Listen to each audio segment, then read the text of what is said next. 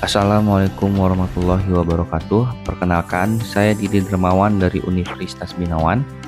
Pada video kali ini saya akan membahas dan menjelaskan makna dari bacaan-bacaan dalam sholat. Sebelum kita membahas bacaan-bacaan sholat, saya ingin membahas keutamaan sholat subuh. Sholat subuh adalah salah satu waktu di antara beberapa waktu di mana Allah Ta'ala memerintahkan umat Islam untuk mengerjakan sholat kala itu. Seperti Allah Ta'ala berfirman, Al-Quran Surah Al-Isra 78, dirikanlah sholat dari sesudah matahari tergelincir sampai gelap malam, dan dirikanlah pula sholat subuh. Sesungguhnya sholat subuh itu disaksikan oleh malaikat. Dan keutamaan sholat subuh, apabila seseorang mengerjakan sholat subuh, niscaya ia akan dapati banyak keutamaan. Di antara keutamanya adalah salah satu penyebab masuk surga, salah satu penghalang masuk neraka, berada di dalam jaminan Allah, dihitung seperti sholat semalam sepenuh, dan disaksikan para malaikat. Untuk selanjutnya kita masuk ke pembahasan tata cara dan bacaan sholat. Yang pertama, berdiri tegak menghadap kiblat, pandangan diarahkan ke tempat sujud.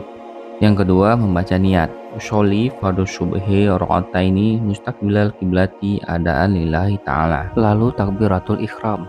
Sholat dimulai dengan gerakan mengangkat kedua tangan seraya mengucapkan takbir.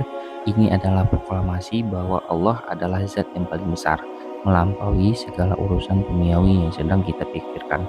Allahu Akbar. Allah Maha Besar. Setelah takbiratul ihram, disunahkan membaca doa iftitah.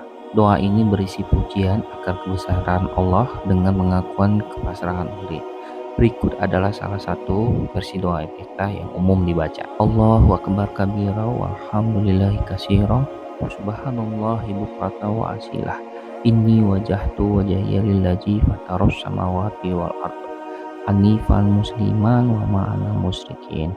Inna sholati wa nusuki wa mahyaya wa mamati lillahi rabbil alamin. La syarika lahu wa bidzalika umirtu wa ana minal muslimin. Selanjutnya kita membaca Al-Fatihah. Sebagai surah pembukaan dalam Al-Quran, memiliki peran yang sangat penting dalam ibadah sholat. Ia bukan hanya sekedar bacaan yang wajib dibaca, tetapi juga merupakan esensi dari komunikasi antara seorang hamba dan Robnya.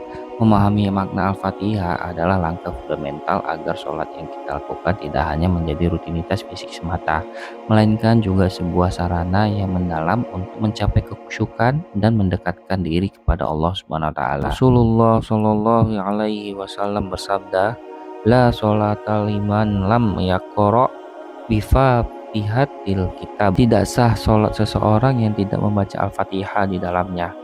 Hadis riwayat Bukhari. Dan mari kita bersama membahas makna mendalam Al-Fatihah.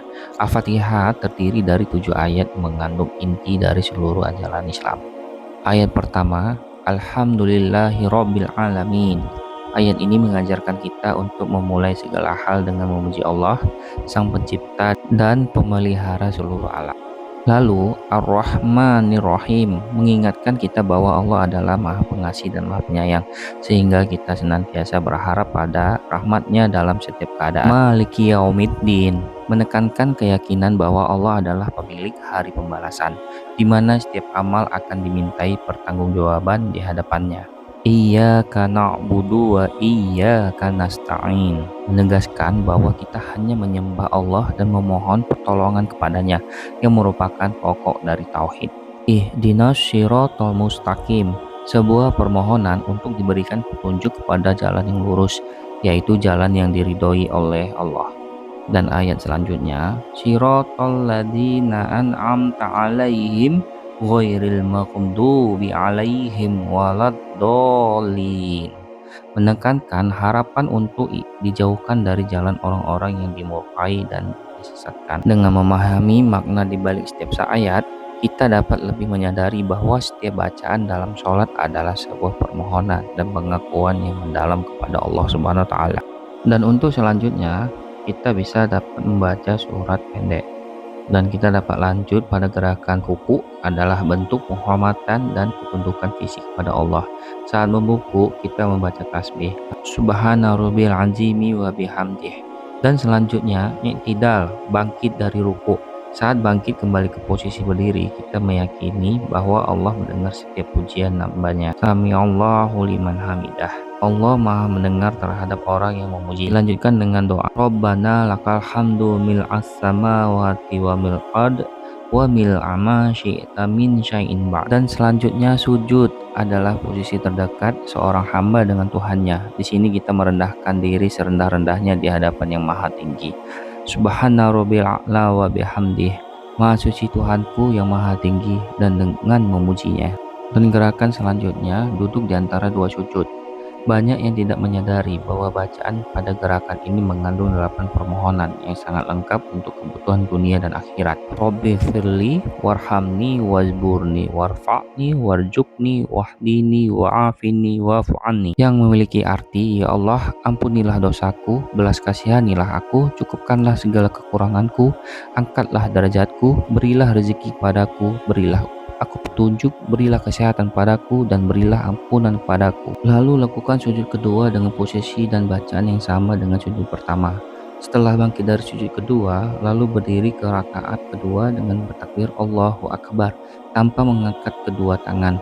Pada rakaat kedua, lakukan hal yang sama dengan rakaat pertama dengan tidak membaca doa iftitah. Setelah itidal pada rakaat kedua, Muslim bisa membaca doa kunut sebelum beranjak untuk posisi sujud pertama di rakaat kedua.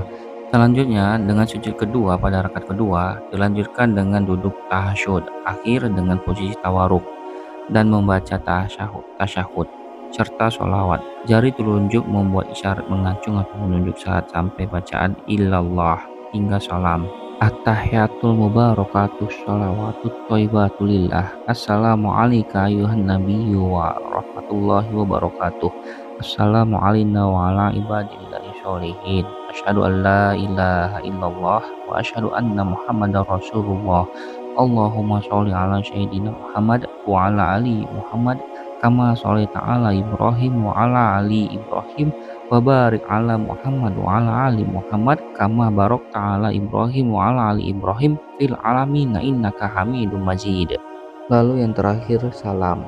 Sholat diakhiri dengan menoleh ke kanan dan kiri sembari mengucapkan salam, mendoakan keselamatan bagi sesama. Assalamualaikum warahmatullahi. Semoga keselamatan dan rahmat Allah terlimpahkan kepada kalian. Pembahasan ini saya susun sebagai bagian dari tugas mata kuliah agama dengan harapan dapat menambah pemahaman kita mengenai arti dan pesan yang terkandung dalam setiap bacaan sholat, sehingga ibadah yang kita lakukan menjadi lebih khusyuk dan bermakna. Terima kasih telah menyaksikan video ini. Semoga bermanfaat dan menambah ilmu bagi kita semua. Wassalamualaikum warahmatullahi wabarakatuh.